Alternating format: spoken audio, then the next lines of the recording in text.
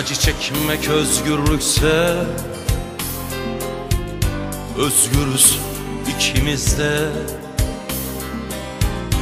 O yuvasız çalı kuşu, bense kafeste kanarya. O dolaşmış daldan dala, savurmuş yüreğini. Ben bölmüşüm yüreğimi baş kaldıran dizelere. Aramakmış oysa sevmek, özlemekmiş oysa sevmek. Bulup yitirmekmiş düssel bir oyuncak. Yalanmış, hepsi yalan, yalanmış, hepsi yalan.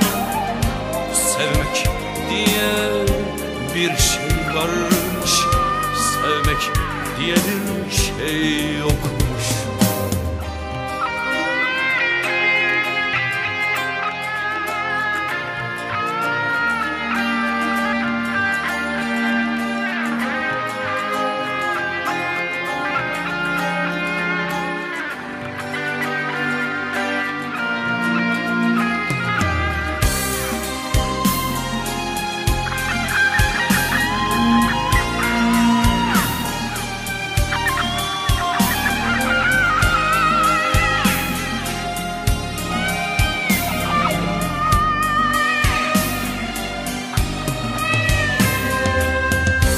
Acı çektim günlerce,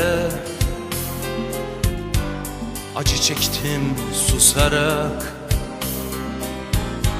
Şu kısacık konuklukta, deprem kargaşasında. Yaşadım birkaç bin yıl acılara tutunarak. Acı çekmek özgürlükse, özgürüz ikimiz de. Acılardan arta kalan işte bu bakışlarmış. Bu diye gözlerimde gün batını bulurlarmış. Yalanmış, hepsi yalan, yalanmış, hepsi yalan. Savrulup gitmek varmış ayrı yörüngeler.